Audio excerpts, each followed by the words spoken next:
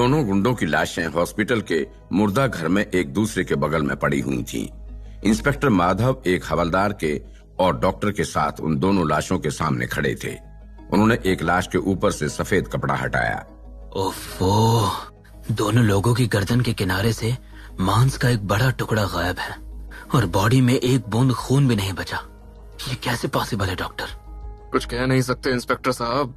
अक्सर मैं postmortem report तैयार करते हुए खुद भी अंदाजा लगा पाता हूँ कि इनकी मौत कैसे हुई होगी, लेकिन अभी तो कोई अंदाजा लगा पाना भी मुश्किल लग रहा है।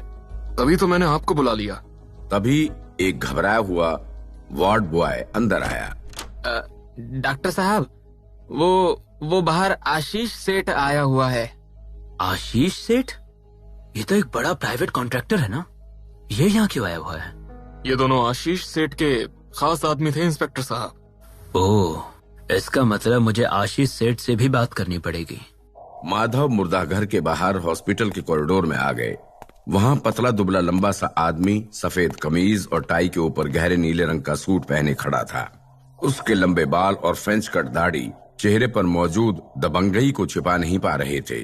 माधव उसके पास पहुंचा।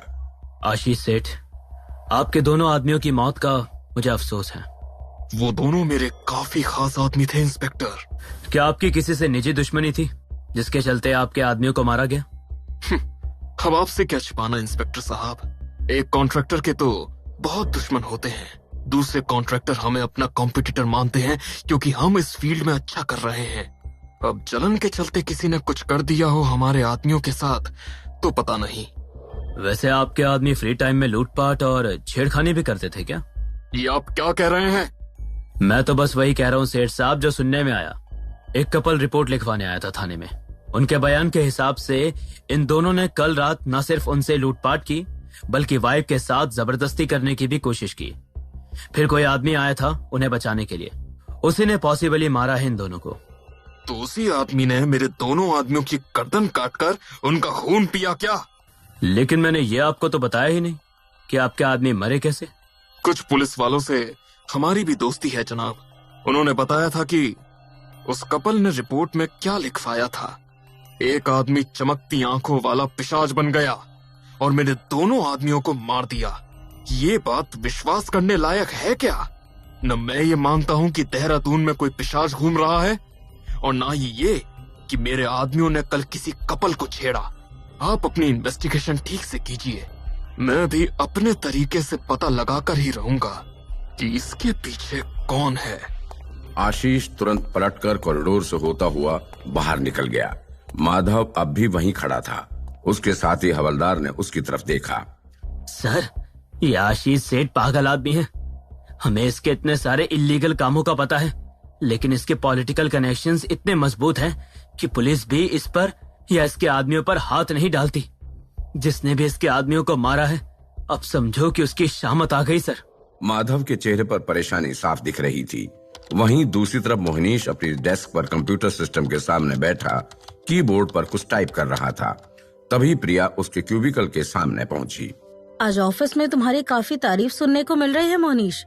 सुना है श्वेताब सर और सरन सर तो एकदम सदमे में हैं कि तुम इतना सारा वर्कलोड इतना परफेक्टली हैंडल कर रहे हो। मैंने खुद को बदलने का फैसला कर लिया है प्रिया।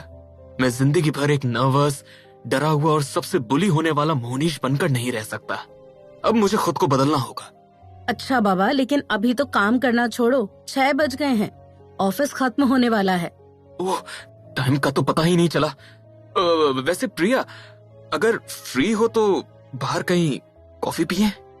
यस, व्हाई नॉट, चलो। मोहनीश के मन में फुलझड़ियां सी छूटने लगी थी। उसने तुरंत अपना कंप्यूटर सिस्टम बंद किया और कंधे पर बैग टांगकर प्रिया के साथ ऑफिस से बाहर निकल गया। वो लोग बाहर पार्किंग एरिया तक आ गए थे। वैसे तुम एक्सरसाइज या डाइटिंग कर रहे हो क्या?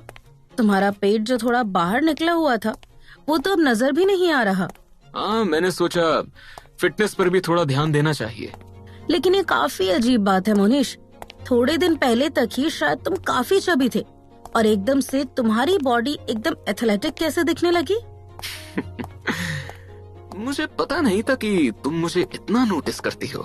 तभी एक 6 फुट का बॉडी बिल्डर जैसा लड़का जो कि उनके साथ ही काम करता था, उनके बगल में आ गया।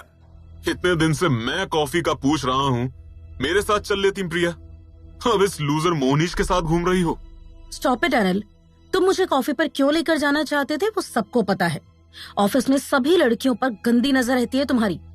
मोनीश कम से कम तुम्हारी तरह तो नहीं है, वो एक अच्छा कलीग है। अरे तेरी जैसी लड़कियों को क्या प्रॉब्लम है किसी के साथ भी जाने में? वैसे भी तो 4-4 लड़के घुमाती ही होगी।